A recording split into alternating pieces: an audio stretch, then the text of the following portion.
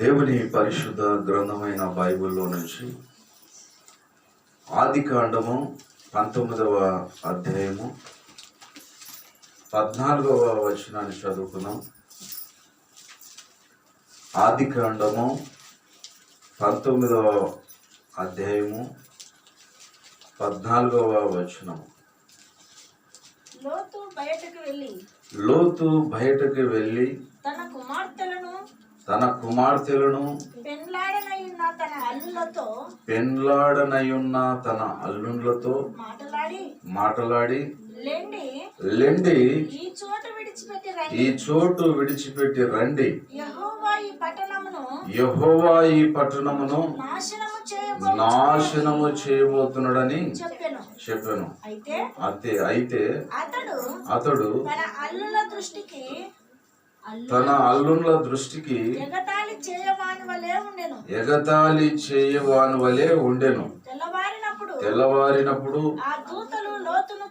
ఆ దూతలు లోతును త్వరపెట్టి లెమ్ము, ఈ ఊరి దోష శిక్షలో నశించిపోకుండా నీ భార్యను ఇక్కడనున్న నీ ఇద్దరు కుమార్తెలను తీసుకొని రమ్మని చెప్పిరి.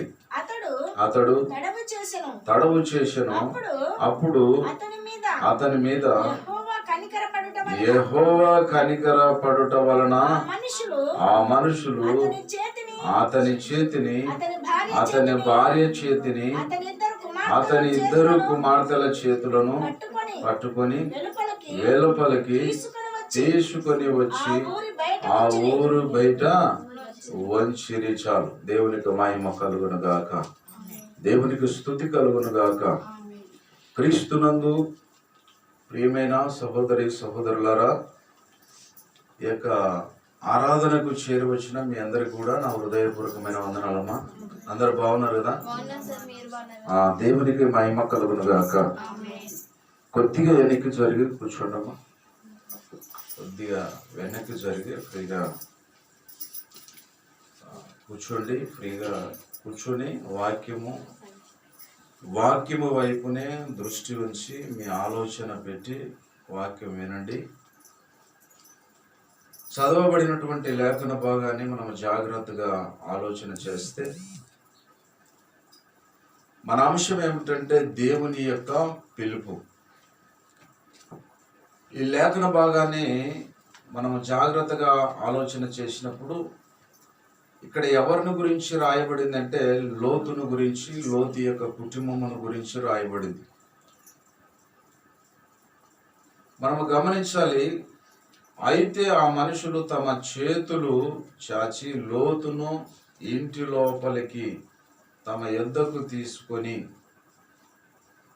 తలుపు వేసిరి. 11వ వచనంలో చూస్తే అప్పుడు వారు 11వ వచనం చదవండి. అప్పుడు వారు పిన్నలు మొదలుకొని పెద్దల వరకు ఆ ఇంటి ద్వారము దగ్గర వారికి కానమబ్బు కలగజేయగా వారు ద్వారము కనుగొనలేక విసిగిరి. చాలు. సొదొమ గొమొర అనబడినటువంటి ఆ పట్టణాలను గురించి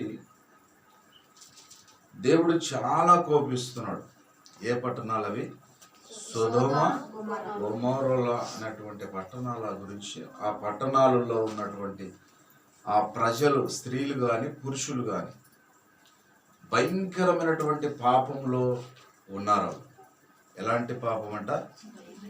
భయంకరమైనటువంటి పాపంలో ఉన్నారు. వాయవర్ష లేకుండా స్త్రీలను, పురుషులు పురుషులను భయంకరమైనటువంటి పాపములో వాళ్ళు ఉన్నారు. అలాంటి భయంకరమైనటువంటి పాపంలో ఉన్నటువంటి ఆ ప్రజలను దేవుడు చూసి చాలా బాధపడుతున్నాడు, చాలా నొచ్చుకుంటున్నాడు. అంతేకాదు, లోతు నీతిమంతుడైన, లోతు ఎలాంటి వాడైనా నీతిమంతుడు.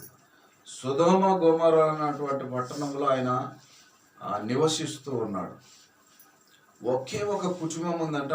ఆ ఒక్క కుటుంబమే లోతు అనేటువంటి కుటుంబం నీతిమంతుడుగా ఉన్నాడంట ఆయన. ఎలా ఉన్నాడు ఆయన?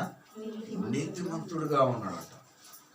మరి అంత పెద్ద పట్టణాలు, అలాంటి లక్షల మంది కలిగినటువంటి ఆ పట్టణాలలో ఆ ఒకే ఒక కుటుంబము నీతిమంతుడుగా ఉన్నాడంటే చాలా విశేషమైనటువంటి కార్యం. అంతమంది, కనీసము ఆ లక్షల మందిలో ఉన్నటువంటి ఆ కుటుంబాలు కనీసము సగం మంది అయినా నీతిమంతులు ఉండాలి కదా. సగం మంది అయినా ఉండాలి కదా. సగం మంది పాపంలో ఉన్నా సగం మంది అయినా నీతిమంతులు ఉండాలి కదా. ఒకటే ఒక కుటుంబం నీతిమంతుడుగా ఉన్నాడంట. ఈ గ్రామంలో 1000 మంది జనాభా ఉంది. మన గ్రామంలో ఎంతమంది ఉన్నారు? 1000 మంది ఉండొచ్చు.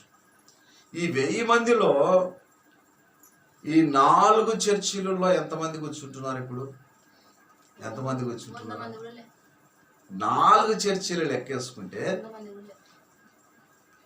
చాలా తక్కువ దేవుని సన్నిధికి వస్తున్నారు కదా. తక్కువ దేవుని సన్నిధికి వస్తున్నారు. ప్రియమైనటువంటి దేవుని బిడ్డలను మనం గమనించాలి. అంత పెద్ద పట్టణాలలో ఒకే ఒక కుటుంబం, లోతు అనేటువంటి కుటుంబము, ఆ ఒక్క కుటుంబమే నీతిమంతుడుగా బ్రతుకుతున్నాడంట.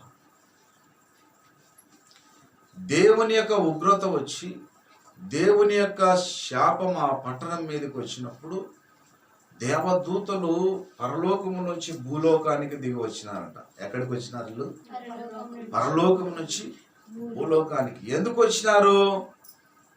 ఆ పట్టణంలో ఉన్న ప్రజలను, స్త్రీలు కానీ, పురుషులు కానీ, యవనస్తులు కానీ, యవనస్తురాలు కానీ, ప్రతి ఒక్కరిని అగ్ని గంధకములతో నాశనం చేయడానికి వచ్చినారు. ఎలాగ వచ్చినారు వాళ్ళు? అగ్ని గంధకములతో నాశనం చేయడానికి వచ్చినాడు. దేవదూతలు కూడా ఆ ఊరిలోనికి వస్తే ఆ నీతిమంతుడు ఆ దేవదూతలను ఇంటిలోనికి చేర్చుకుంటే, ఆ ఊరిలో ఉన్న మనుషులు ఎలాంటి వారంటే, నీ ఇంటిలోనికి 2 మనుషులు వచ్చారు, వాళ్ళతో మేము సేనాయించాలి, వాళ్ళను నువ్వు బయటికి పంపించు అని ఆ నీతిమంతుడిని, లోతును బలవంతం చేస్తున్నారు. ఎంత భయంకరమైన స్థితి! దేవదూతలను కూడా వీళ్ళు విడిచిపెట్టకుండా వ్యభిచారం చేయాలా, మేము వాళ్ళని పంపించు అంటున్నారు. ఎంత భయంకరమైన పాపంలో ఉన్నారు వీళ్ళు. 2 మనుషులు నీ ఇంటిలోనికి వచ్చారు, వాళ్ళని బయటికి పంపించు, మేము వాళ్ళతో సేనాయించాలి, వాళ్ళతో ఎంజాయ్ చేయాలి. ఇంత భయంకరమైనటువంటి పరిస్థితుల్లో ఆ పట్టణాలు ఉన్నాయి. ప్రియమైనటువంటి దేవుని బిడ్డలారా, దినదినమంట నీతిమంతుడైనటువంటి లోతు మనసు నొచ్చుకుంటున్నాడంట. ఎవరు నొచ్చుకుంటున్నారు? నీతిమంతుడైనటువంటి లోతు మనసు నొచ్చుకుంటున్నాడు, తన హృదయం నొచ్చుకుంటున్నాడు. ఇంత భయంకరమైనటువంటి ఈ మనుషుల మధ్యలో, దేవా నన్ను ఎందుకు ఉంచావు నాయనా?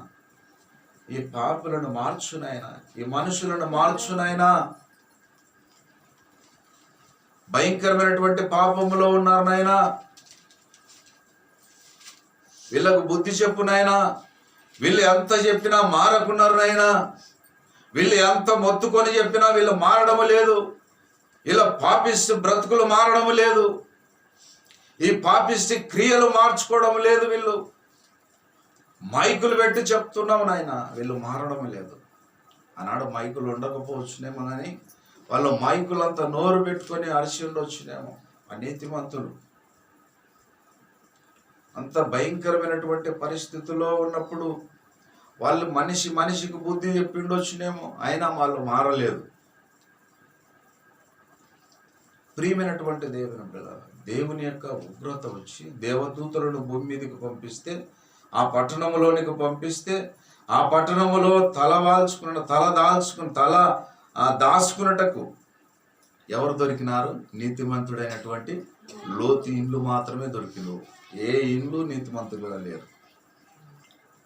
ఆ నీతిమంతుని ఇంటిలోనికి ఎందుకు వచ్చారు వాళ్ళు అంటే, ఆ నీతిమంతులైనటువంటి ఆ కుటుంబాన్ని రక్షించడానికి వచ్చారు వాళ్ళు. ఎందుకు వచ్చినారు వాళ్ళు? ఆ నీతిమంతుడైనటువంటి కుటుంబాన్ని రక్షించడానికి వచ్చారు. లోతు నీ కుటుంబం ఎంతమంది ఉన్నారో వాళ్ళని అందరినీ పిలుచుకొని ఈ ఊరు విడిచిపెట్టి వెళ్ళిపోను. ఈ పట్టణము దోషముతో నింపబడి ఉన్నది. ఈ పట్టణ ప్రజలు అగ్ని గంధాలతో కాల్చబడుతూ ఉన్నారు. చంపబడడానికి దగ్గరకు వచ్చింది వీళ్ళకి. నువ్వు ఈ పట్టణము విడిచిపెట్టిన సమయము వెంటనే ఈ పట్టణాన్ని నాశనం చేస్తాం మేము అంటున్నారు. నీ కుటుంబం ఎంతమంది ఉన్నారు? నీ అల్లుళ్ళను, నీ 2 కూతుర్లను, నీ 2 అల్లుళ్ళను, నీ భార్యను తీసుకొని వెలపటికి వెళ్ళిపో అంటే, అల్లుళ్ళకు లోతు చెప్తే ఏమంటున్నాడు అంటే, అల్లుళ్ళు ఏమంటున్నారంటే, మా మామ ఎగతాళి చేస్తున్నాడు. ఎగతాళి చేసేవాడిలాగా కనపడినాడు నీతిమంతుడు. అయ్యా రాండయ్యా, ఈ పట్టణం అంతా ప్రజలంతా నాశనం అయిపోతున్నారు, మనం వెళ్ళిపోదాము. దేవుడే దేవదూతలను పంపించాడు, మనం ఈ పట్టణం విడిచిపెట్టి వేరే పట్టణంలోనికి వెళ్ళిపోదామంటే, ఈ అల్లుళ్ళు అంటున్నారు, మామ మమ్మల్ని ఎగతాళి చేస్తున్నావా నువ్వు? పిలిస్తే ఎవరికి పడిచావన పెడతారు. మన ఇంటి వారికి మనం చెప్తే మనం ఎగతాళి చేసేవారుగా ఉంటాం. నీ ఇంటిలో నీ భర్తను పిలిస్తే నువ్వు ఎగతాళి చేసేదానివిగా ఉంటావు. వాళ్ళ దృష్టిలో ఎంతో నువ్వు నీచమైన దానివిగా కనపడతావు. ప్రియమైనటువంటిది, వాళ్ళు అసలు లెక్క పెట్టరు మనల్ని. దేవుని సన్నిధికి రండయ్యా, దేవుని మాట లేనండయ్యా, దేవుని నమ్ముకోండయ్యా రక్షింపబడతావంటే భార్యను లెక్క పెట్టరు. భర్తగా రక్షింపబడితే రక్షింపబడనే భార్య భర్తను లెక్క పెట్టదు. అలాంటి పరిస్థితుల్లో గ్రామాలు, కుటుంబాలు ఉన్నాయి నాడు. ప్రియమైనటువంటి దేవుని బిడ్డలను మనం గమనించాలి. దేవుని ఉగ్రత వచ్చిందంటే మనం తట్టుకోలేము. అది ఏ రూపకంగా వస్తుందో, ఏ విధంగా దేవుని ఉగ్రత మన కుటుంబాల మీదకి, మన మనుషుల మీదకి, మన భర్తల మీదకి, మన పిల్లల మీదకి, లేక మన భార్యల మీదకి ఎలా వస్తుందో తెలియదు. కానీ అది ఏ వైపు నుంచి వస్తుందో తెలియదు. కానీ దేవుడి ఉగ్రత వస్తే తట్టుకోలేము. ఆ ఉగ్రత ఎన్నిక తీసుకోడు దేవుడు. ఒక్కసారి నిర్ణయం తీసుకున్నాడంటే ఆయన ఆ నిర్ణయం ఎన్నిక తీసుకునేవాడు కాదు. నీతిమంతులు మళ్ళా బతిమాలి బతిమాలి బతిమాలి బతిమాలి ఎంత బతిమాలతోనో తప్ప ఆయన ఎన్నిక తీసుకోడు. ప్రియమైనటువంటి దేవుని బిడ్డలారా, మనం గమనించాలి. నీ కుటుంబాన్ని తీసుకొని నువ్వు వెళ్ళిపో. పిలుస్తున్నాడు దేవుడు. ఏమంటున్నాడు? రా, నువ్వు రా అని వాళ్ళ చేతులు పట్టుకొని, లోతు నువ్వు లేయి త్వరగా. వాళ్ళు ఎగతాళి చేసి అల్లుళ్ళు లెక్క పెట్టలేదు వాళ్ళ మామని. వాళ్ళని విడిచిపెట్టేసినారు. వాళ్ళు లెక్క పెట్టనప్పుడు అల్లుళ్ళని విడిచిపెట్టేసి ఆ లోతు భార్యను, లోతు 2 కుమార్తెలను, 4 చేతులు పట్టుకొని దేవదూతలు ఇద్దరిని పట్టుకొని వెళ్ళిపోయి వాళ్ళు బయటికి విడిచిపెట్టారు. ఆ పట్టణం అంతా దాటించినారు దేవదూతలు. దాటించి మీరు వెళ్ళిపోండి, ఈ పట్టణం వైపు కానీ ఈ ప్రజల వైపు కానీ తిరిగి చూడకూడదు. మీరు ఈ పట్టణంలో ఉన్న ఏ వస్తువు కూడా తీసుకోకూడదు. మీరు ఈ పట్టణము ప్రజల వైపు తిరిగి చూడకూడదు. మీరు వెళ్ళిపోయిన తర్వాత అసలు ఈ పట్టణం వైపే తిరిగి చూడకూడదు. మీరు చక్కగా వెళ్ళిపోవాలి. మీరు ఎక్కడికైతే వెళ్ళాలనుకుంటున్నారో అక్కడికి చక్కగా వెళ్ళిపోండి, అసలు తిరిగి చూడవద్దు అంటున్నాడు. మన జీవితాలలో కూడా మనం ఆలోచన చేస్తే, మనం దేవుని వైపు చూసి దేవునిలో రక్షింపబడిన తర్వాత మళ్ళా పాపం వైపు చూడకూడదంట. ఎక్కడ చూడకూడదు? మళ్ళా పాపం వైపు, లోకం వైపు, లోకములో ఉన్న ఆశల వైపు చూడకూడదు. అదే దేవుడు చెప్తున్నది. లోతు భార్య ఏం చేసిందంటే, దేవదూతలు చెప్పినా కూడా దేవుని మాటగా తీసుకోకుండా ఆమె ఏం చేసింది? వెనక్కి తిరిగి చూసింది. ఏం చేసింది ఆమె? వెనక్కి తిరిగి చూసింది. ఉప్పు స్తంభమైంది. ఏమైంది ఆమె? ఉప్పు స్తంభం. ఇప్పుడు కూడా ఉంది ఉప్పు స్తంభం ఆ దేశంలో, ఆ గ్రామంలో. ఇప్పటికి కూడా ఇంకా మరి వీడియోలలో, యూట్యూబ్లలో అవన్నీ చూపిస్తున్నారు. ఆ ప్రాంతం అంతా కూడా ఇప్పటికి కూడా ఆమె ఉప్పు స్తంభం అట్లే ఉంది. ఉప్పు ఎలాగుంటుంది? ఎలాగుంటుందమ్మా? అట్లనే ఉంది. ఇప్పుడు కూడా స్తంభం అట్లనే ఉంది. ఆమె ఎందుకు తిరిగి చూడొద్దంటే తిరిగి చూసింది. ఆమె అంటే దేవుని మాట లెక్క చేయకపోవడం వలన జరిగే నష్టం ఏంటి? ఆమె పరలోకం వెళ్ళలేదు. ఆమె దేహం ఉప్పు స్తంభంగా నిలబడిపోయింది. ఆమె ఆత్మ ఎక్కడికి పోతుంది? నరకానికి వెళ్ళిపోతుంది. దేవుని మాట వినకపోతే ఆమె చనిపోయిన ప్రతి మనిషి ఎక్కడికి వెళుతాడు? నరకానికి వెళుతాడు. విన్నవారు లోతు ఇద్దరు కూతుర్లు వాళ్ళు స్వేచ్ఛగా ఉన్నారు, బతికిపోయినారు వాళ్ళు. ప్రియమైనటువంటి దేవుని మాట వింటే దేవుడు అందుకే పిలుస్తూ ఉన్నాడు, దేవదూతలు రండి, మీరు ఈ ఊరు విడిచిపెట్టి వెళ్ళిపోండి. బహు భయంకరమైనటువంటి పాపముతో ఆ పట్టణాల్లో ప్రజలు నిండుకున్నారు.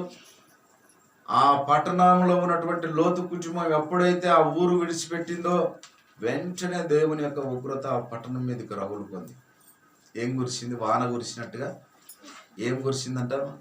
వాన కురిసినప్పుడు ఏం కనపడతాయి మనకు? వాన జల్లులు కనపడతాయి. వాన కుడుస్తూ ఉన్నప్పుడు నీళ్లు కనపడతాయి కదా. ఇక్కడ అగ్ని గంధకాలు వాన కురిసినట్టు కురుస్తుందట ఆ ఊరి మీద. అర్థమైందా మీకు? వాన కురిసినట్టుగా అగ్ని గంధకాలు పరలోకము నుంచి, పైనుంచి ఆకాశం నుంచి అగ్ని గంధకాలు పడుతున్నాయంట. ఉంటుంది ఆ ఊరు. ఆ ప్రజలు తట్టుకుంటారా? అగ్ని నిప్పులు, అగ్ని గంధకాలు పడుతుంటే ప్రజలు తట్టుకుంటారా? ఎక్కడికి పారిపోయినా అగ్ని గంధకాలే. బుక్కినైపోతున్నారు. ఆ ఊరు, ఆ పట్టణంలో ఉన్న ఇండ్లు బుక్కినైపోయినాయి. ఇప్పుడు కూడా బుక్కిని బూడిది ఉంది. ఇప్పుడు కూడా ఆ ఊరు ఒక్క మనిషి మిగలలేదు. పశువులు కానీ, జంతువులు కానీ, కుక్కలు కానీ ఆ పట్టణంలో ఉన్న ఏవి కూడా మిగలలేదు. ఆ బంగారు ఎండి ఏమేమి సంపాదించుకున్నారో వాళ్ళన్నీ కూడా ఆ పొలాలు గిలాలు బుక్కినైపోయినాయి, ఇండ్లు బుక్కినైపోయినాయి. ఏంటికి పనికిరాదు ఆ ఊరు ఇప్పుడు కూడా. అలాంటి పరిస్థితి పట్టిస్తాడు దేవుడు. ప్రియమైనటువంటి దేవుని బిడ్డలారా, మనం గమనించాలి, బహు భయంకరమైనటువంటి పాపం గుంట వెళ్ళినటువంటి కుటుంబాలు ఇప్పుడు కూడా పాడైపోయినటువంటి కుటుంబాలుగా, పాడైపోయినటువంటి కొంపలుగా ఉన్నాయా లేదా? ఇప్పుడు ఎంతో పెద్ద ధనవంతులు పాపం గుంట వెళ్ళినటువంటి వారు, వాళ్ళ కుటుంబాలు పతనమైపోయినారు. దేవుని యొక్క పిలుపు లోబడినటువంటి వారు రక్షింపబడతారు. దేవుని యొక్క పిలుపుకు లోబడిన వారు రక్షింపబడతారు. ఒకటో అంశాల్లో మీకు వివరిస్తున్నా. అదేవిధంగా రోమీలకు రాసిన పత్రిక 3వ అధ్యాయం 23వ వచనం. రోమీలకు రాసిన పత్రిక 3వ అధ్యాయం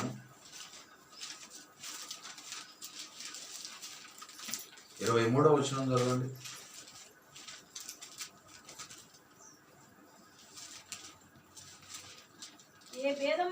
ఏ భేదమును లేదు, అందరూ పాపము చేసి దేవుడు అనుగ్రహించు మహిమను పొందలేక పోచున్నారు. అందరూ పాపం చేసినారట. ఎందరమ్మా? అందరూ, ఒక్కరు కూడా మిగలలేదు. అందరూ పాపం చేసి దేవుడు అనుగ్రహించు మహిమను పొందలేకపోవచ్చు. ఒక్కరన్నా చూద్దామంటే, వెతుకుదామంటే ఒక్కరు కూడా లేరంట.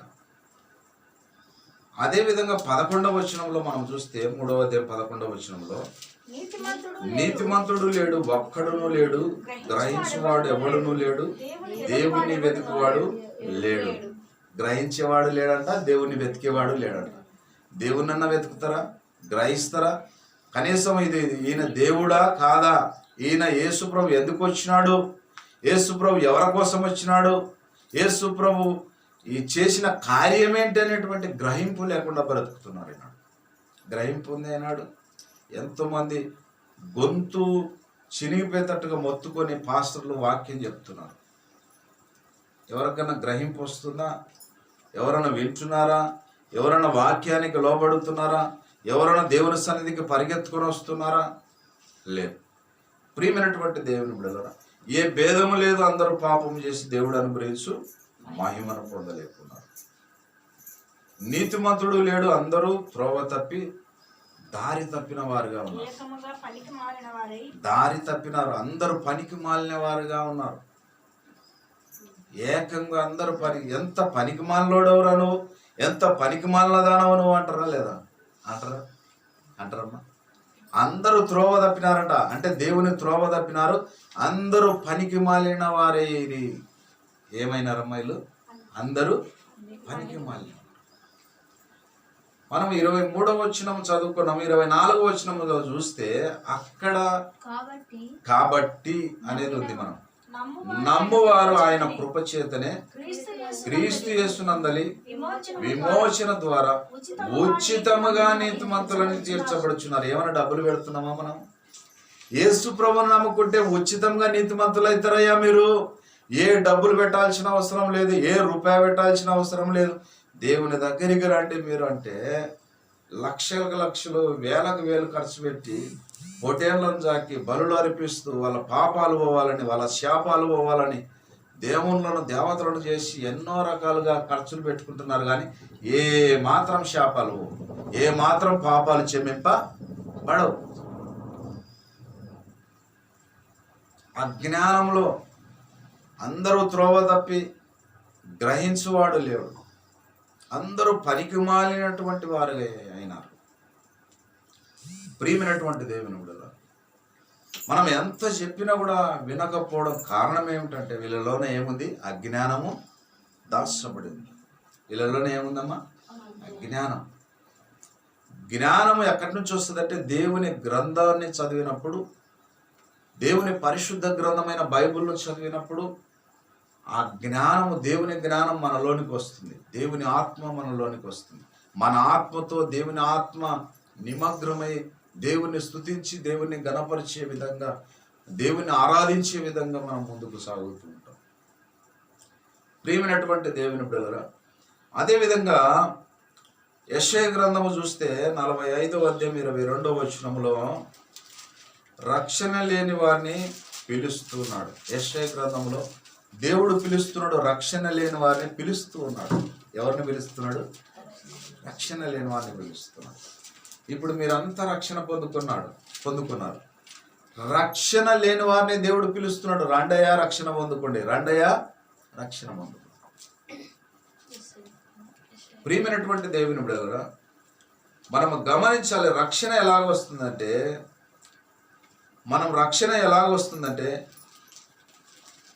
దేవుని మన నోటితో ఒప్పుకోవాలి. ఎలాగ ఒప్పుకోవాలా?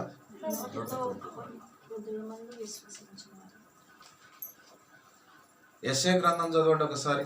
రక్షణ ఎవరిని పిలుస్తున్నాడో రక్షణ పొందడానికి? భూదిగంతముల నివాసులారా నా వైపు చూసి రక్షణ పొందండి. ఎవరిని పిలుస్తున్నాడు ఇప్పుడు? భూదిగంధ నివాసులారా నా వైపు చూసి రక్షణ పొందండి అంటున్నాడు. భూదిగంధముల నివాసులారా, భూమి మీద ఎవరున్నారు? నివాసం చేసేది ఎవరు? భూమి మీద ఎవరు నివాసం చేస్తున్నారమ్మా? మనుషులమైన మనమే నివాసం చేస్తున్నాం.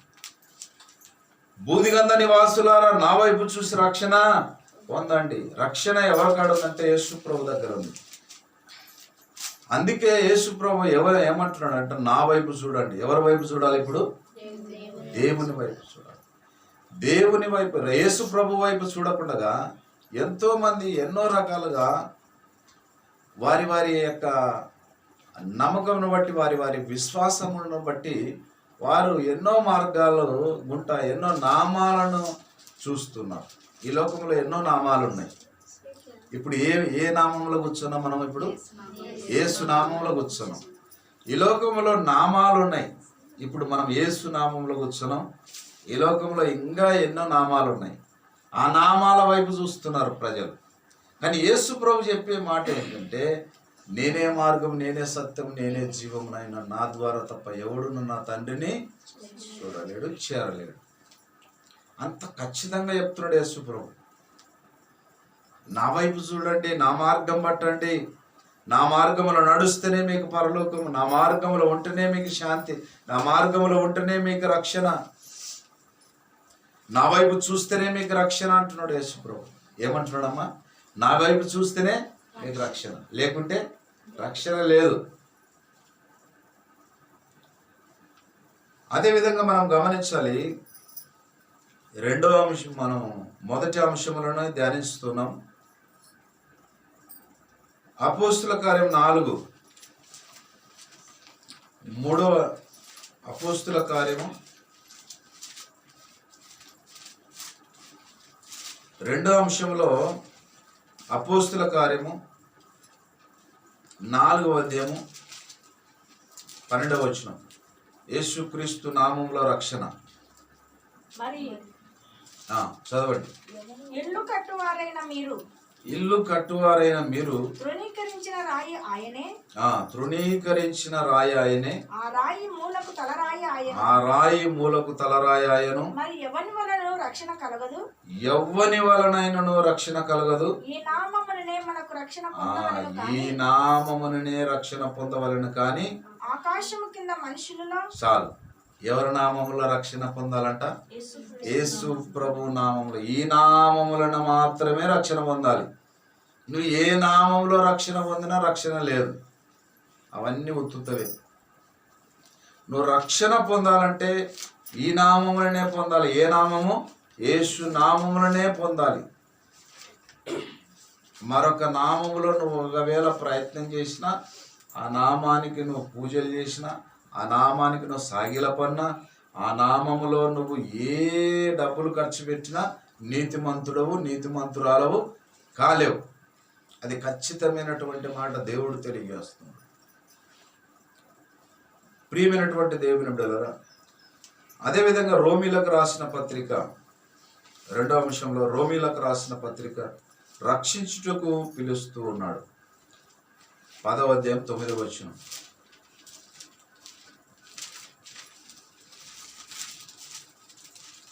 10వ అధ్యాయం 9వ వచనంలో, అదేమనగా యేసు ప్రభువని నీ నోటితో ఒప్పుకొని దేవుడు మృతులలో నుండి ఆయన లేపనని నీ హృదయమందు విశ్వసించినడలా నీవు రక్షింపబడదు. ఏంతో ఒప్పుకోవాలంట? నీ నోటితో ఒప్పుకొని నా ఎడల. ఏమని ఒప్పుకోవాలా? యేసు ప్రభువా, మృతులలో నుండి నువ్వు లేచిన దేవుడవు, నా కొరకు మరణించిన దేవుడవు అని మనం నోటితో ఒప్పుకున్నప్పుడు రక్షింపబడతాం. నోటితో ఒప్పుకోకుండా రక్షణ, యేసు ప్రభు రక్షణ రావాలంటే రాదు. ప్రభువా నేను పాపిని, నేను పాపిరాలి, నేను ఒప్పుకోవాలా. ఏం ఒప్పుకోవాలమ్మా? నేను పాపిని ప్రభువా, నేను పాపిరాలి. నేను తెలిసి తెలియక, నేను ఎరగక ఎన్నో పాపాల గుంట వెళ్ళాను, ఎన్నో పాపాలు చేశాను, నీకు వ్యతిరేకంగా ఎన్నో పాపాలు చేశాను, నన్ను క్షమించు, నీ రక్తంలో నన్ను కడుగు అని మనకు నోరిచ్చినాడు కదా దేవుడు. ఏమి ఇచ్చినాడమ్మా? నోరు ఇచ్చినాడు. ఈ నోరు ఎందుకు ఇచ్చినాడు? పనికి మాలిన మాటలు మాట్లాడనికనా? నీకు నీవే రక్షణ పొందుకోవాలంటే నీ నోటితో ఒప్పుకోవాలి. మనకు మనమే రక్షణ పొందుకోవాలంటే మన నోటితో ఒప్పుకున్నప్పుడే, మన పాపాలను ఒప్పుకొని విడిచిపెట్టినప్పుడు యేసుక్రీస్తు యొక్క రక్షణ మనలోనికి వస్తుంది. ఈ లోకములో రక్షణ భటులు అనబడినారు. ఎవరు? పోలీసు వారు. అన్యాయం జరిగిన వారికి వాళ్ళు రక్షించడానికి వస్తారు. అన్యాయం జరిగిన వానికి రక్షించడానికి వస్తారు. అనాది అయినటువంటి వాడిని ఎవరన్నా బలవంతులు కొడుతున్నారనుకో, ఎవరు రక్షించాలి ఈ లోకంలో? భౌతికంగా పోలీసులు వచ్చి రక్షించాలి వాళ్ళని కదా. పోలీసులు రక్షించకుండా కొంతమంది, అంత అందరు కాదు కానీ కొంతమంది పోలీసు వ్యవస్థ కూడా, పోలీసు యొక్క డిపార్ట్మెంట్లో కూడా నీతిమంతులుగా, వాళ్ళు కూడా నీతి న్యాయంగా ఉండి వాళ్ళు డ్యూటీలు చేస్తున్నారు. కొంతమంది లంచాలకు పాల్పడి, రాజకీయ నాయకులకు లోబడి, న్యాయం లేకపోయినా ఈ పక్క న్యాయం ఉన్న కూడా అన్యాయంగా ఎవరైతే ప్రవర్తిస్తున్నారో వాళ్ళకే సపోర్ట్ చేస్తారు. అన్యాయంగా దుర్మార్గంగా ఎవరైతే ప్రవర్తిస్తున్నారో వాళ్ళకే సపోర్ట్ చేస్తారు. ఎందుకు? ఎమ్మెల్యేలకు భయపడి, రాజకీయ నాయకులకు భయపడి, సర్పంచులకు భయపడి, డబ్బులకు లోబడి లంచాలకు పాల్పడి వాళ్ళకే న్యాయం చేస్తారు. కానీ ఈ అనాదికి అన్యాయం జరిగిన వారికి న్యాయం చేయరు వాళ్ళు కదా. అలాంటి పరిస్థితుల్లో ఇప్పటికి కూడా జరుగుతుంది, అప్పటి కాలంలో కూడా జరిగిందా లేదా? జరుగుతున్నాయి, జరగబోతున్నాయి, జరిగిపోయినాయి, ప్రజెంట్గా జరుగుతున్నాయి. ప్రియమైనటువంటి దేవుని బ్రదర్, మనం గమనించాలి, ఈ భౌతికమైనటువంటి రక్షణ అందరూ మరి ఆశిస్తూ ఉంటారు. కానీ కొంతమందే ఆత్మీయమైనటువంటి రక్షణను ఆశిస్తూ ఉంటారు. మన ఆత్మను రక్షించుకోవాలి. మనం ఏం రక్షించుకోవాలా? మన ఆత్మను రక్షించుకోవాలంటే యేసు ప్రభుని మన నోటితో ఒప్పుకోవాలి. మన ఆత్మ నరకానికి వెళ్ళకుండా పరలోకానికి వెళ్ళాలంటే మన నోటితో మనము ఒప్పుకోవాలి. మనం చనిపోయిన తర్వాత మన ఆత్మ ఎక్కడికి వెళుతుంది? దేవుని దగ్గరికి వెళుతుంది. మన్నైనది వెనకటి వలనే మరలా భూమికి చేరును, ఆత్మ దాన్ని దయచేసిన దేవుని యొద్దకు చేరుతుంది. అంటే ప్రతి మనిషి చనిపోతాడు. చనిపోయిన తర్వాత ఎక్కడికి వెళుతుందంట? ఎవరైతే ఈ ఆత్మను మన లోన ఊదినారో ఈ ఆత్మ మరలా దేవుని దగ్గరికి ప్రతి ఆత్మ పోతుందంట. ఆత్మ పోయిన తర్వాత దానికి ఏం చేస్తాడంటే దేవుడు పాపము చేసిన ప్రతి మనిషిని నరకానికి అప్పగిస్తాడు. ఆయన మాట వినకుండా, ఆయనకు వ్యతిరేకంగా, ఆయన ప్రణాళికలో బ్రతకకుండా ఈ లోకములో వాళ్ళ ఇష్టానుసారంగా బ్రతికిన ప్రతి మనిషిని కూడా నరకములోనికి, అగ్నిగుండములోనికి అప్పగిస్తాడు. ధనవంతుడు చనిపోయిన తర్వాత ఎక్కడికి అప్పగించినాడు దేవుడు? అగ్నిగుండములో అప్పగించినాడు. దేవుని దగ్గరికి అయితే ఆత్మ వెళుతా, అదే ఆత్మని ఎక్కడికి అప్పగిస్తాడు దేవుడు? నువ్వు నా కాడ స్థానం లేదు, నువ్వు వెళ్ళిపో, నరకంలోనికి వెళ్ళిపో అంటాడు దేవుడు. అగ్ని ఆరదు, పురుగు ఎప్పుడు ఏడుస్తూ ఉండాలి. ఎప్పుడు ఏడుచుకుంటా ఉండేది మేలంటావా? ఈడ కొద్దిసేపు ఈడ దేవుని దగ్గర దేవుని పాదాలు పట్టుకొని కొంతకాలం, కొన్ని దినాలు మనం బ్రతికున్నంత వరకు ప్రభువా ప్రభువా అని ఏడిచేది మేలంటావా? ఈడ ఏడిస్తే ఆడ సంతోషం, ఈడ ఏడిస్తే భూమి మీద సంతోషం. ఈడ దేవుని పాదాలు పట్టుకుని ఏడ్చకుండా, మన పాపాలను విడిచిపెట్టకుండా, పశ్చాత్తాపడకుండా మనం ఈ లోకము ఇట్లనే మన ఇష్టానుసారమైన బ్రతికేసినాం అనుకో, చనిపోయినా మనకు ఎక్కడికి వెళుతారు? నరకానికి. ప్రియమైనటువంటి దేవుని బిడ్డలారా, మనం గమనించాలి. అదేవిధంగా రెండో అంశంలోనే దేవుడు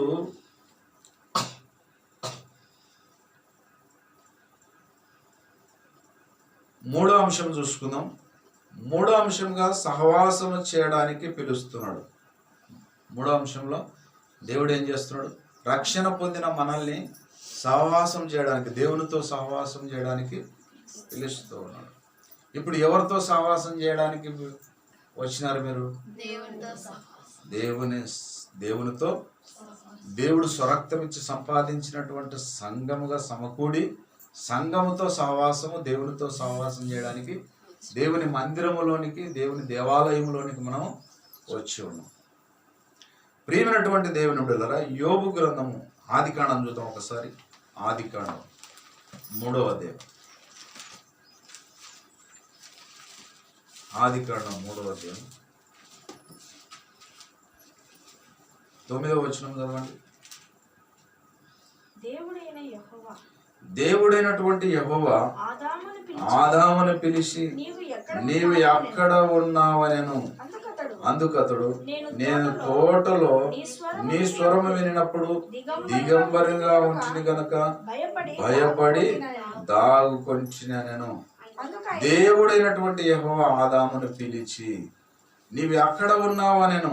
అంటే ప్రతి మనిషిని పిలుస్తున్నాడు. ఇప్పుడు ఆదామును పిలిచినట్టుగా, ఆదాముతో సహవాసం చేసినట్టుగా మనలతో సహవాసం చేయాలని దేవుడు పిలుస్తున్నాడు. రండయ్యా, నా దగ్గరికి రండయ్యా, నన్ను ఆరాధించండి, నన్ను నమ్ముకోండి, మీతో సహవాసం చేస్తానని పిలుస్తున్నాడు. ఇప్పుడు ఎవరి ద్వారా పిలుస్తున్నాడు? దేవుని సేవకుల ద్వారా, సేవకురాళ్ళ ద్వారా, విశ్వాసుల ద్వారా కూడా పిలుస్తున్నాడు. మీరు కూడా ఎవరినో ఒకరిని పిలిచిటారు కదా, రండమ్మ ప్రార్థనకి రండి, పిలుస్తున్నారా లేనా?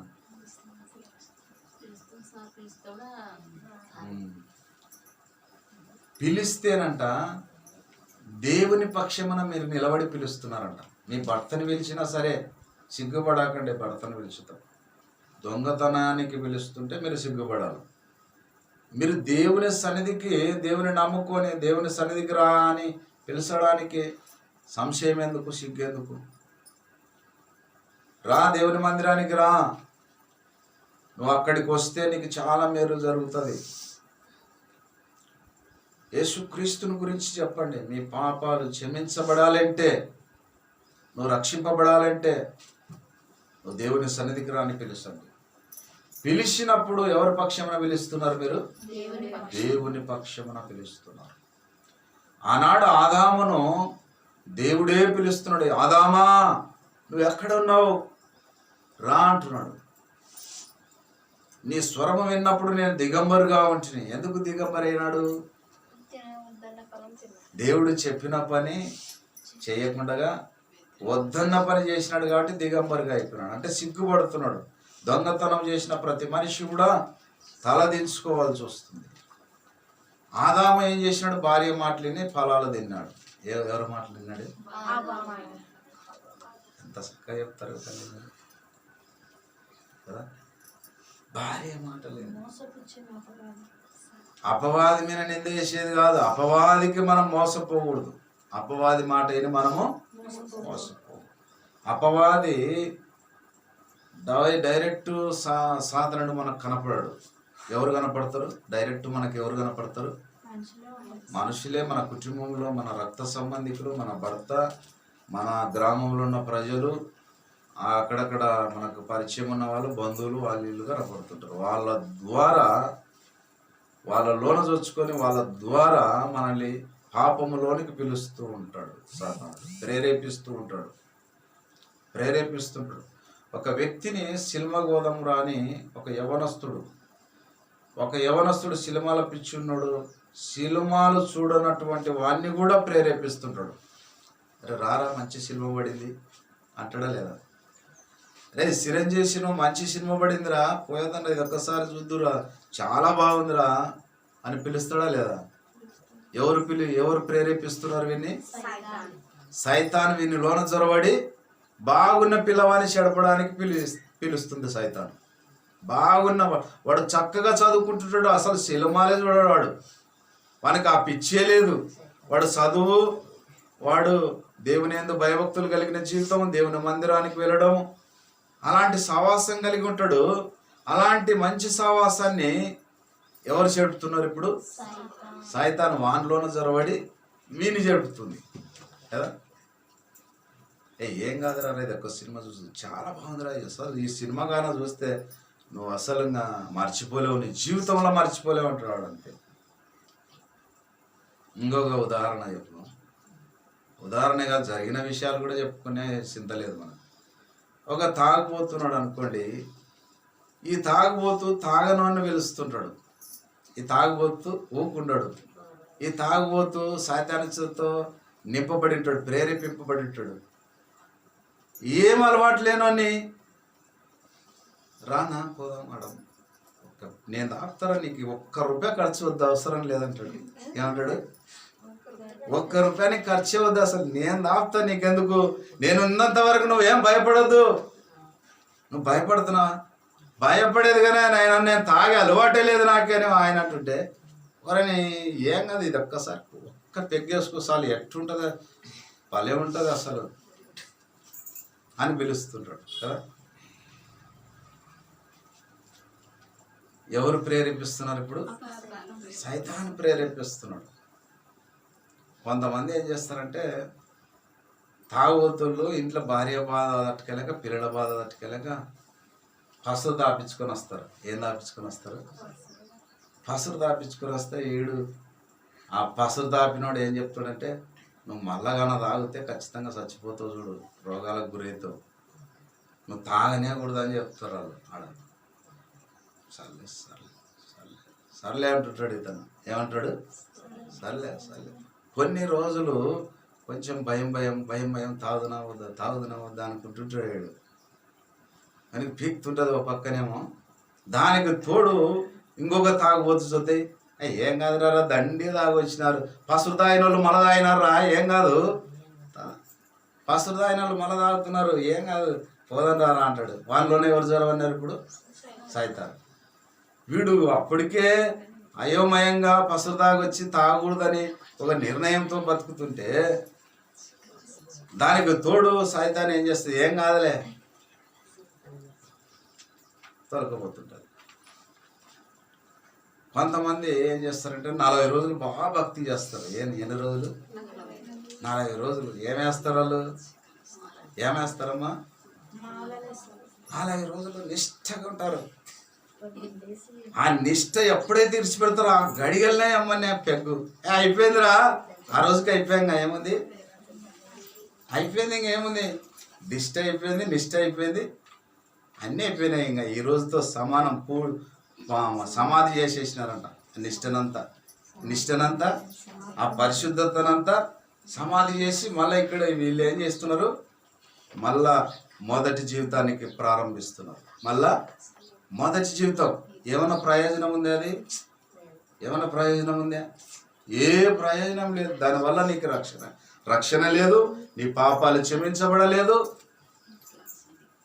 నీ శాపం పోలేదు, నీ అతిక్రమాలు పోలేదు, ఏం పోలేదు, ఏ ప్రయోజనము లేదు. దేవుడు అంటున్నాడు, అందుకే మంచి సహవాసము చెడు నడవడిక మంచి సహవాసాన్ని జడుపుతుందంట. అందుకే చెడు సహవాసం చేయకూడదంట. ఏం చేయకూడదు? చెడు సహవాసం. ఇప్పుడు ఎవరు సహవాసం చేయాలి? ఇప్పుడు మనము దేవుని సహవాసం, దేవుని పిల్లలతో సహవాసం, దేవుని సంఘముతో సహవాసం చేయాలి.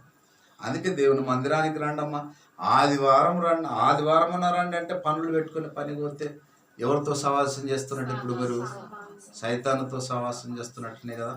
నిజమా కాదా చెప్పండి? ఇప్పుడు ఆదివారము దేవుడు ఏర్పాటు చేసిన దినము, దేవునితో సహవాసము, దేవుని సంఘముతో సహవాసం చేయాలి. అలా చేయకుండా నీ పనులు పెట్టుకుని పనికి పోయి ఆడ ఈడ పనులు పెట్టుకొని పోతే ఎవరితో సహవాసం? ఇప్పుడు సైతానుతో సహవాసం. దేవునితో సహవాసం చేస్తే నువ్వు పాపములో పడకుండా దేవుడే కాపాడుతుంటాడు. దేవుడు సేవ పట్టుకుంటాడు. ఎంతమంది పిలిచినా నువ్వు పోవుగా అయిపోయి ఎవరి చేతిలో ఉన్నావు? నువ్వు దేవునితో సహవాసం చేస్తే దేవుని చేతిలో ఉన్నావు. దేవుడు పగ్గం పట్టుకున్నాడు. అక్కడ సాతాను పిలుస్తున్నా కూడా దేవుడు పగ్గం లాగుతూ ఉంటాడు. ఏం లాగుతుంటాడు? ఎట్లా వద్దావు వాని మాట, అది మంచిది కాదు, నువ్వు పరిశుద్ధంగా ఉండాలా, నువ్వు దేవుని నమ్ముకున్నావు, నువ్వు దేవుని కుమార్తెవు, దేవుని కుమారుడు, నువ్వు తప్పు చేయకూడదు అని దేవుడు చెప్తుంటాడు. ఎందుకు? దేవునితో సహవాసం చేస్తున్నాం కనుక. ఎందుకు? మనకు ఒక యజమానుడు ఉన్నాడు, మనకు ఒక దేవుడు ఉన్నాడు, మనకు ఒక సహవాసం ఉంది. ఆ సహవాసం గుంపు పరిశుద్ధుల సహవాసం గుంపు. ఇది ఎవరికి సహవాసం అమ్మా? పరిశుద్ధుల సహవాసం గుంపు. ఆదివారం 6 రోజులు పని చేసుకోమంటున్నాడు దేవుడు. 6 రోజులు మీ పనులు చేసుకోండి, ఎంతన్నా చేసుకోండి. 7వ రోజున ఖచ్చితంగా దేవుని మందిరానికి రండి. అది దేవునితో సహవాసం చేయండి. దేవుని సమయం అది. దేవుని సమయాన్ని, దేవుని సహవాసాన్ని దొంగలా కాకండి అని దేవుడు చెప్తుంటే మన పనుల్లోకి వెళ్ళిపోవడం, మన పనులు పెట్టుకోవడం, అలా చేయడం దేవునికి కోపం వస్తుంది. ఏమొస్తుంది? దేవునికి కోపం వస్తుంది. ప్రియమైనటువంటి దేవుని పిల్లలు, అదేవిధంగా యోబు గ్రంథం 22వ అధ్యాయం 21వ వచనం. యోబు గ్రంథం 22వ అధ్యాయం 21వ వచనం.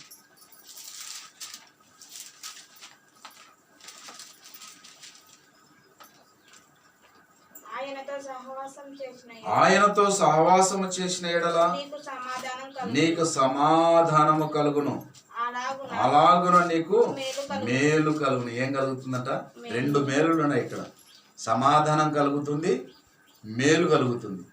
దేవునితో సహవాసం చేస్తే ఏమొస్తుందమ్మా? ఇక్కడికి వెళ్ళి చూడండి, నాకు సమాధానం కలుగుతుంది. మీరు దేవుని మందిరంలో ఉన్నంతసేపు సమాధానంగా ఉన్నారా లేదా? అసలు సమాధానం అట్లా ఉంటుంది. మన ఇంట్లో సమస్యలన్నీ ఎక్కడ పోయిటే ఇంక అంతే. సమాధానం దేవుని మాటలు వింటుంటే మనలోనికి ధైర్యం వస్తుంది, మనలోన విశ్వాసం పెరుగుతుంది. నాకు దేవుడు ఉన్నాడు, యేసు ప్రభు, ఆయననే కాపాడుతాడు, ఆయననే రక్షిస్తాడు, ఆయననే నా అప్పులు తొలగిస్తాడు, నా రోగాలు తొలగిస్తాడు, నా వ్యాధులు తొలగిస్తాడు, నా కష్టాలు తొలగిస్తాడు, నా కన్నీరును తొలగిస్తాడు, నాకు సమాధానం ఇస్తాడు అనేది ధైర్యం ఉంటుందే లేదా? ఉంటుందే లేదమ్మా? దేవుని మందిరానికి వచ్చిన వాళ్ళకి ఆ ధైర్యం ఉంటుందే లేదా? ఆ సమాధానం ఉంటుందే లేదా? చాలా మందిలోనే ఈ ధైర్యం, ఇది సమాధానం ఉంది. ఏమీ లేకపోయినా వీళ్ళు సమాధానంగా ఉంటారు. వాళ్ళ మొఖాలలో కళ అసలు తగ్గనే తగ్గదు, కళ తగ్గదు. కొంతమందిలో డబ్బు ఉంటుంది, ధనం ఉంటుంది, వాళ్ళలోన కళ ఉండదు, సమాధానం ఉండదు. వాళ్ళలోన ఏముండదు? కళ ఉండదు, వాళ్ళలోన కార్లు ఉంటాయి, బూర్లు ఉంటాయి, అన్నీ ఉంటాయి, వాళ్ళలోన అన్నీ ఉంటాయి, బుర్రని వెళ్ళిపోతుంటారు. కానీ ఇంటిలోనికి వస్తే వాళ్ళకి సమాధానం ఉండదు. బంగారు ఉంటుంది, వెండి ఉంటుంది, పొలాలు ఉంటాయి, వాళ్ళ కింద పనివారు ఉంటారు, ఎంతోమంది ఉంటారు, కానీ ఇంట్లో మాత్రం సమాధానము లేదు. ఎందుకు లేదు? సమాధానమైనటువంటి యేసు ప్రభువును అంగీకరించలేదు వాళ్ళు. ఆయనను హృదయంలో చేర్చుకోలేదు, ఆయనతో సహవాసం చేయలేదు. అందుకు సమాధానం లేదు, మేలు లేదు, నీ జీవితంలో మేలు లేదు. మేలు చేసేవాడవుగా, మేలు చేసే కుమార్తెగా లేనేలేవు నువ్వు, ప్రియమైనటువంటి దేవుని బిడ్డ. అదేవిధంగా 1 కొరింథీయులకు రాసిన పత్రిక 9వ వచనంలో సహవాసం చేయటకు పిలుస్తున్నాడు. ఎందుకు పిలుస్తున్నాడు? దేవుడు సహవాసం చేయడానికి పిలుస్తున్నాడు. 1వ అధ్యాయం 9వ వచనం త్వరగా చదవండి. మన ప్రభు అయినటువంటి యేసుక్రీస్తు తన కుమారుని సహవాసమునకు మిమ్మల్ని పిలిచినటువంటి దేవుడు నమ్మదగినవాడు. అంటే కొంతమంది నమ్మక ద్రోగులు ఉంటారు లేదమ్మా? నమ్మక ద్రోగులు ఉంటారు. ఈయన నమ్మదగినవాడు. ఈయన మన ప్రభు అయినటువంటి యేసుక్రీస్తు ఎలాగ పిలుస్తున్నాడు? ఆయన మన ప్రభు అయినటువంటి యేసుక్రీస్తు తన కుమారుని సహవాసమునకు మిమ్మును పిలుస్తున్నాడు.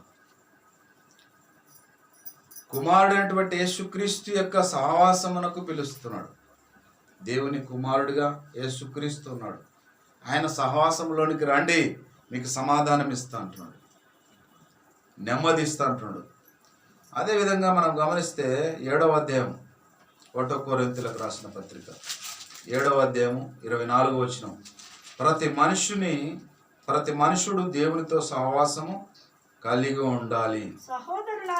సహోదరులారా ప్రతి మనుషుడును ఏ స్థితిలో పిలువబడినో ఆ స్థితిలోనే ఏ స్థితిలో పిలువబడినాను ఆ స్థితిలోనే నువ్వు సహవాసం కలిగి ఉండాలి. నువ్వు పేద స్థితిలో దేవునికి దేవుని పిలుపు వచ్చేటది నీకు. ఆ స్థితిలోనే నువ్వు సహవాసం కలిగి ఉండాలి. నాకు ఇప్పుడు కూడా నాకు పేద స్థితి ఉంది, నాకు ఎందుకు సహవాసము, దేవునితో సహవాసం ఎందుకు అని చాలామంది అనుకుంటుంటారు. నువ్వు ఏ స్థితిలో అయితే పిలువబడినావో ఆ స్థితిలో సహవాసం కలిగి ఉండు, నీకు పరలోకం దక్కుతుంది. ఇది లేదు, అది లేదు, అది వచ్చే, ఇది వచ్చే, ఈ సమస్య వచ్చే, ఈ సమస్య, ఆ సమస్య వచ్చే, ఈ రోగం వచ్చే, ఆ రోగం వచ్చే, అవన్నీ విడిచిపెట్టేసి, ఆ గోలని విడిచిపెట్టేసి నువ్వు ఏ స్థితిలో అయితే నువ్వు దేవునికి పిలువబడ్డావు ఆ స్థితిలో నువ్వు దేవునితో సహవాసం కలిగి ఉండు. దేవుడు గొప్ప ధన్యత మనకు అనుగ్రహిస్తాడు. గట్టిగా చప్పట్లు కొడదాం. దేవునికి మహిమ కలుగును గాక, దేవునికి స్తుతి కలుగును గాక. ఈ కొద్ది వాక్యం దేవుడు దీవించి ఆశీర్వదించును గాక.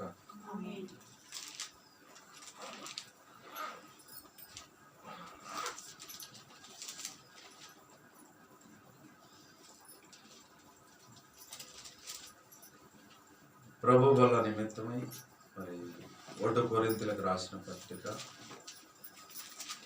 11వ అధ్యాయం 23వ వచనం, నేను మీకు అప్పగించిన దానిని ప్రభు వలన పొంది తిని, ప్రభు అయిన యేసు తాను అప్పగింపబడిన రాత్రి ఒక రెట్టును ఎత్తుకొని కృతజ్ఞతాస్తుతులు చెల్లించి దానిని విరిచి, ఇది మీ కొరకైన నా శరీరము నన్ను జ్ఞాపకం చేసుకున్నట్టుకై దీన్ని చేయడని చెప్పాను. అదే ప్రకారమే భోజనమైన పిమ్మట ఆయన ఒక పాత్రను ఎత్తుకొని, ఈ పాత్ర నా రక్తము వలనైన కొత్త నిబంధన. మీరు దీనిలోని త్రాగునప్పుడల్లా నన్ను జ్ఞాపకం చేసుకున్నట్టుకై దీన్ని చేయడని చెప్పాను. మీరు ఈ రొట్టెను తిని ఈ పాత్రలోని తాగినప్పుడల్లా ప్రభువు వచ్చే వరకు ఆయన మరణమును ప్రచురించు. కాబట్టి ఎవడును అయోగ్యముగా కాగా ప్రభు యొక్క రొట్టెను తినును లేక ఆయన పాత్రలోని తాగును వాడు ప్రభు యొక్క శరీరమును గూర్చి రక్తమును గూర్చి అపరాధగును. అయోగ్యంగా ఇందులో చేయవేయకూడదు. అపరాధులము అవుతామంట. అపరాధి అంటే దేవునికి ఇష్టం లేనివారు. అయోగ్యంగా చేయవేయకుండా మనము యోగ్యులముగా అంటే దేవుని పిల్లలముగా, దేవుని కుమారులముగా, దేవుని కుమార్తెలముగా, దేవుడు పరిశుద్ధుడు కనుక మనం కూడా పరిశుద్ధులముగా ఉండాలి. మనం పరిశుద్ధపరచబడాలంటే మన నోటితో ఒప్పుకోవాలి, అయా నేను పాపిని, నన్ను క్షమించునైనా, ఈ వారమంతట్లో నీకు ఆయాసకరమైన పనులు ఏమైనా చేసింటే క్షమించునైనా, నన్ను పరిశుద్ధపరచని. ఈ 6 రోజులు మనము ఈ లోకంలో బ్రతుకుచున్నాం, తొడేళ్ల మధ్యలో బతుకుచున్నాం. ఈ 6 రోజులు తెలిసి తెలియక పాపం చేసింటే నన్ను క్షమించు, నా పాపాలను నీ రక్తంలో కడుగు, నన్ను పరిశుద్ధుడిగా చేయనైనా, నన్ను యోగ్యురాలుగా, నీ కుమార్తెగా, నీ కుమారుడిగా నన్ను అంగీకరించునైనా, నీ జీవగ్రంథంలో నా పేరు రాయించునైనా మనం ఒప్పుకొని విడిచిపెట్టి యోగ్యులంగా, పరిశుద్ధంగా, భయభక్తులు కలిగి ఎందులో చేయవేయాలని దేవుడు తెలియజేస్తున్నాడు. ఈ రొట్టెలో చేయవేసినప్పుడు ఆయన శరీరాన్ని మనం జ్ఞాపకం చేసుకోవాలి. ఎవరి శరీరం? యేసు ప్రభు యొక్క శరీరం. ఎందుకు జ్ఞాపకం చేసుకోవాలా? మన పాపాల నిమిత్తమై ఆయన శరీరము నలగొట్టబడింది, విరువబడింది, కొరడాల దెబ్బలతో కొట్టబడింది, గానుగల విసిరబడినట్లుగా ఆయన శరీరం మెత్తన చేయబడింది. అందుకే ఆయన శరీరానికి సాదృశ్యంగా రొట్టె పాత్ర ఉంది ఇక్కడ. ఈ రొట్టెను మనం తీసుకుంటున్నప్పుడు ఆయన శరీరాన్ని మనం జ్ఞాపకం చేసుకోవాలి. అదేవిధంగా ఆయన రక్తానికి సాదృశ్యంగా రసపాత్రం ఇక్కడ ఉంచబడింది. ఆయన రక్తము ఎవరి నిమిత్తమే కార్చబడింది? మన పాపాల నిమిత్తమే ఆయన రక్తం అంతా కూడా కార్చాడు. మన రక్తము అపవిత్రమైనటువంటి రక్తముతో నింపబడింది. ఆయన పరిశుద్ధమైనటువంటి రక్తములో మన పాపాలు కడుగబడినప్పుడు మనము ఆయన రక్తాన్ని ఇక్కడ ఇందులో చేవేసినప్పుడు ఆయన రక్తాన్ని జ్ఞాపకం చేసుకోవాలి. ఆ కలవరి శిలువలో రక్తము, తల మీద ముల్లా కిరీటం పెట్టినప్పుడు ఆ తలలో నుంచి రక్తం కారుతుంది యేసు ప్రభుకి. మన తల చేసిన ఆలోచనల నిమిత్తమై, మన తలలో ఏం ఆలోచనలు చేస్తామంటే పాపం ఆలోచనలు చేస్తుంది. ఈ తలలో మెదడుంది, ఈ మెదడు అంటే మైండ్. ఈ పాపం ఆలోచనలు ఎక్కువ చేస్తుంటారు మనుషులు. ఏమేమి చేస్తుంటారమ్మా? పాపం ఆలోచనలు చేస్తుంటారు. పాపము క్రియలు, పాపము తలంపులు, పాపము చూపులు. ఈ తల చేసిన పాపముల నిమిత్తమై మనకు రావాల్సిన శిక్షకు బదులుగా ఆయన తల మీద ముల్లా కిరీటము కొట్టినారు. ఈ చేతులు చేయరాని పనులు చేసినాయి. మన చేతులు వద్దన్న పని చేస్తాయి ఈ చేతులు కదా. దేవుడు వద్దన్న పని చేసిన ఈ చేతులకు మనకు రావాల్సిన శిక్షకు బదులుగా యేసు ప్రభు యొక్క చేతుల పైన ఏం కొట్టినారమ్మా? మేకులు కొట్టినారు. మన కాళ్ళకు మనము ఆ స్థలానికి పోవద్దయ్యా, నువ్వు ఆ స్థలానికి పోతే అది అపవిత్రమైన స్థలము, వద్దన్న చోటుకి మనం వెళుతాం. ఆ స్థలానికి వద్దంటే ఆ స్థలానికి వెళుతాం. చేయరాని పాపాలు, తిరగరాని స్థలాలు తిరిగినందుకు ఆయన పాదముల మీద మన కాళ్ళకు కొట్టాలి. కానీ యేసు ప్రభు పాదములకు ఆయన ఏం కొట్టించుకున్నాడమ్మా? మేకులు కొట్టించుకున్నాడు. ఈ దేహము ఈ శరీరం అంతా పాపముతో నింపబడింది. మన దేహం, ఈ దేహము అపవిత్రపరచబడింది. ఈ దేహములు ఎవరు నివసించాలా? ఈ దేహం అనేటువంటి ఆలయములు ఎవరు నివసించాలమ్మా? దేవుడు నివసించాలి. కానీ దేవుడు నివసించకుండా సాతానాత్మ నివసిస్తుంది.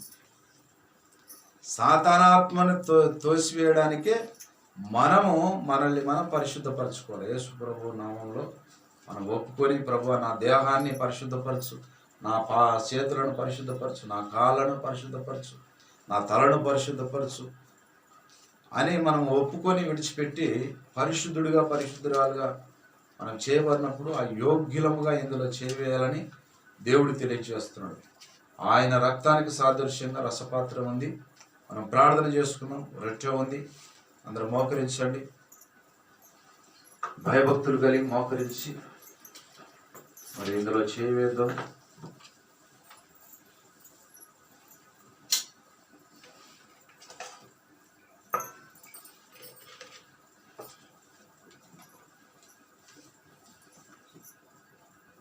ప్రభు అయినటువంటి యేసుక్రీస్తు అప్పగింపబడిన రాత్రి ఒక రెట్టెనెత్తుకుని కృతజ్ఞతాస్తుతులు చెల్లించి దాన్ని విరిచి, ఇది నా శరీరము, నన్ను జ్ఞాపకం చేసుకున్నట్టుగా దీన్ని చేయడని చెప్పారు. మమ్మల్ని మిక్కిలిగా ప్రేమించిన ప్రియా పరలోకపు తండ్రి, నీకు వందనాలు నాయన.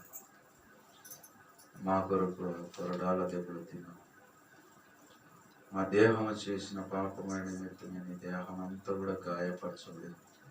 మా తల చేసిన ఆలోచన నిమిత్తమే నీ తల మీద ముల్లా కిరీటం కొట్టబడింది నాయన.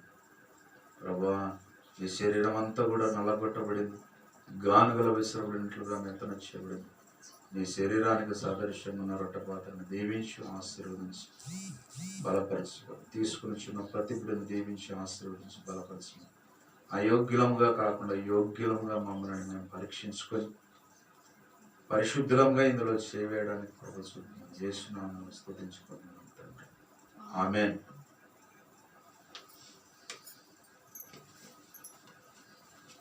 కలువరి గిరిపై సిలువ భారం భరించితివా ఓ నా ప్రభువా. కలువరి గిరిపై సిలువ భారం భరించితివా ఓ నా ప్రభువా. నా పాపముకై నీ రక్తమును సిలువపైన అర్పించితివా. నా పాపముకై నీ రక్తమును సిలువపైన అర్పించితివా. కలువరి గిరిపై సిలువ భారం భరించితివా ఓ నా ప్రభువా. కలువరి గిరిపై సిలువ భారం భరించితివా ఓ నా ప్రభువా. అందరం ఒకేసారి మరి జ్ఞాపకం చేసుకున్నాం.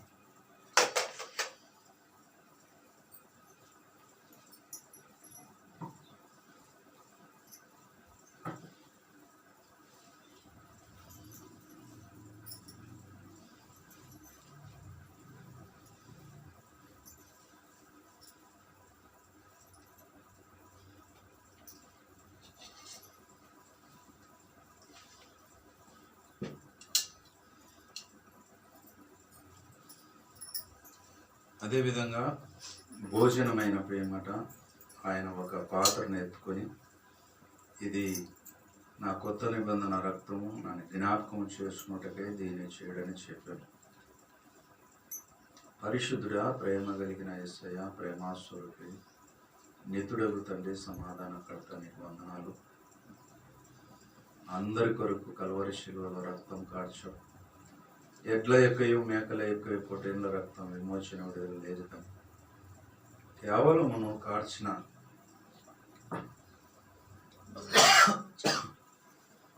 రక్తము ద్వారా మాకు విమోచన విడుదల కలగజేసినందుకు వందనాలు. నీ రక్తానికి సాదృశ్యంగా ఉన్న ఈ పాత్రను పరిశుద్ధపరచునైనా అయోగ్యులముగా కాకుండా యోగ్యులముగా ఇందులో చేయడానికి సహాయం చేయండి. యేసు నామములో స్తుతించి పొంది ఉన్నాం తండ్రి. ఆమేన్.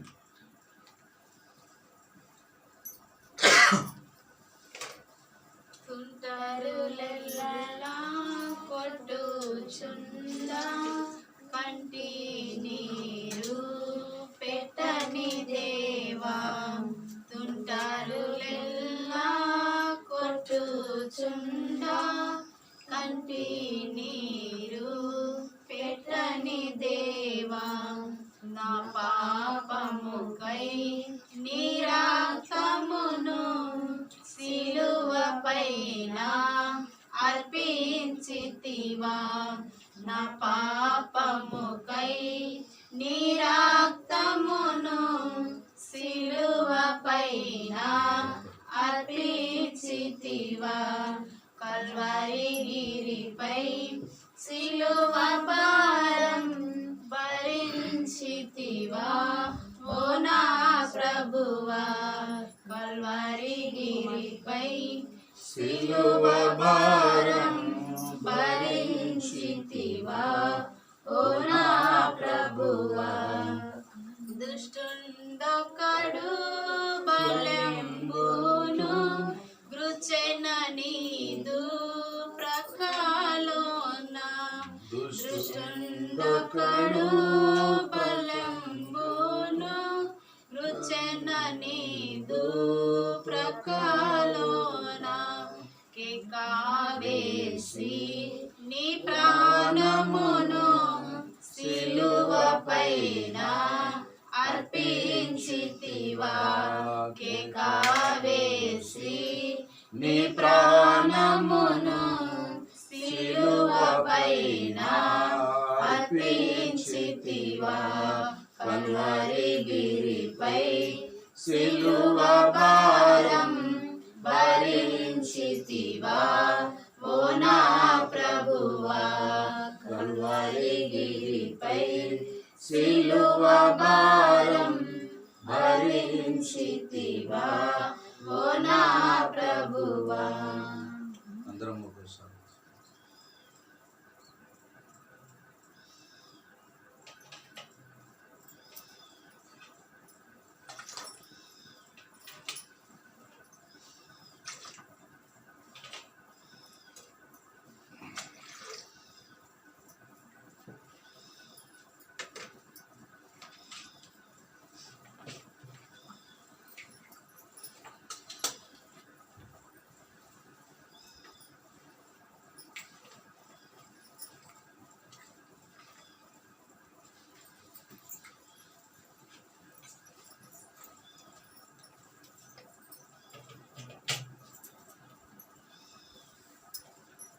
ప్రార్థన చేసుకున్నాం. పరిశుద్ధుడా, ప్రేమ కలిగిన తండ్రి, నీకు వందనాలు నాయనా.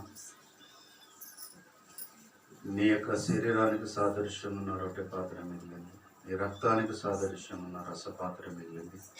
అనేకులు ఇంకా లోకంలో ఉన్నారు, వారిని అందరినీ రక్షించుకొని నీ యొక్క